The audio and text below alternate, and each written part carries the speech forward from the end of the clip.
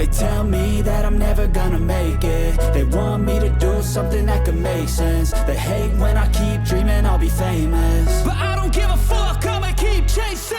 I got all this potential that's deep inside of me, but they hate when you're successful cause they try to be. They sit there being judgmental because you're trying things, and they just want you to settle and do the right thing. So get a good job, don't slack off. Wake up every morning, make a good impression on your boss.